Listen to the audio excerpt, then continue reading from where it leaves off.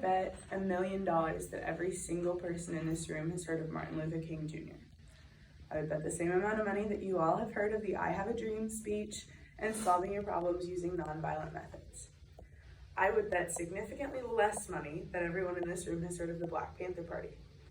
Even less than that everyone in this room had heard of the 10-point program or knew what was in it. I would bet even less that everyone in this room knows that the Black Panther Party created programs like free healthcare for children and a better education system. In this speech, I'm not going to try and convince you to solve your problems the way that the Black Panther Party did. I'm also not going to try and convince you that everyone in the Black Panther Party was a flawless person with only the purest of intentions.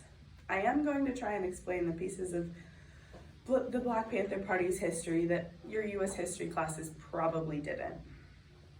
The Black Panther Party was more than a militant group using violence to solve their problems. They were a group of people who saw disparities in their communities and decided to affect those using social and political methods that were more acceptable. This speech focuses on history and issues that we have overcome, such as racism. But I think that these issues are more important now than they were 30 years ago. Race tensions are on the rise, and I think it would be important to use our past experiences to better look at the future. I'm not a Black Panther Party expert, but I do think I have considerable knowledge on Black history. Whatever info I didn't have about the Black Panther Party has been supplemented by sources like the American Journal of Public Health and the American Historical Association. So I'm going to hit on 3 main topics in this speech. The first is a bit of background, so who were the Black Panther Party and what was their purpose? And then I'm going to go into public perceptions of the members of the Black Panther Party in the height of their creation and then now. And lastly, I'm going to touch on the impact that the Black Panther Party had on all of America, specifically Black America. The Black Panther Party's purpose was to inspire political and social change in the Black community.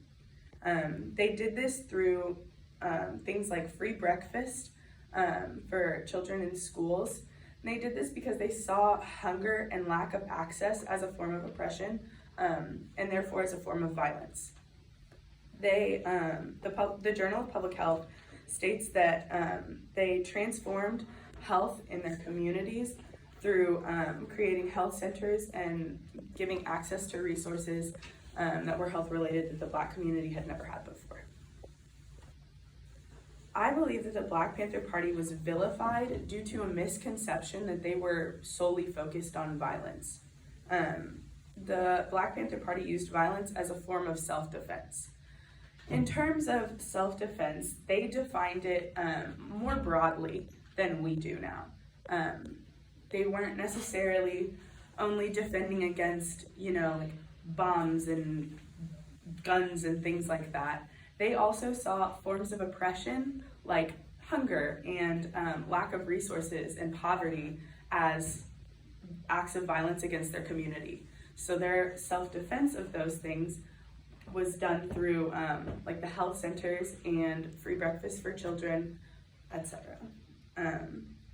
The Journal of Public Health really states how diverse their representations of violence was.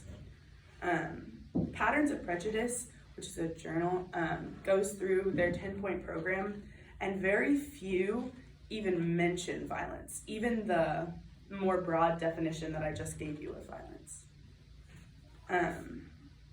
The Black Panther Party now is known for fighting with law enforcement. Their militant image was used to enforce a sense of protection in the Black community and not really used as what many organizations now that have militant images use them for. There were various sources that I looked at that were absolutely baffled by the lack of violence that the Black Panther Party had in relation to other organizations that looked like them.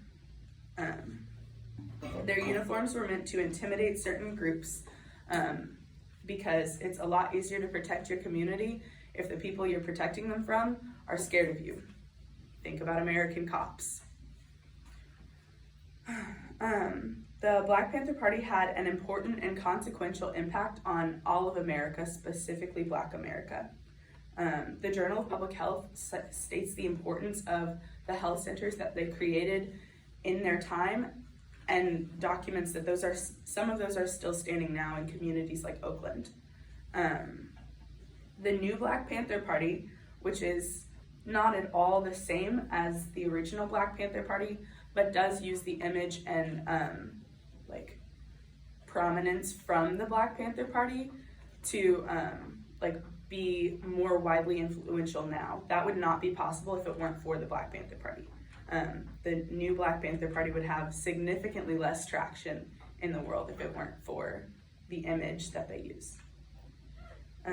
The Black Power movements, like Black Lives Matter and all of the protests around police brutality and other issues affecting the Black community also wouldn't be possible without the Black Panther Party. Many of those movements were based on the way that the Black Panther Party solved their issues.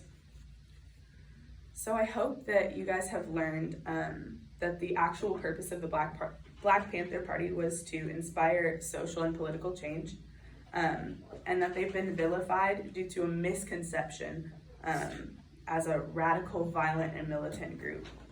And I hope that you think now about the lasting and consequential impact that the Black Panther Party has had on both America in general, specifically Black America.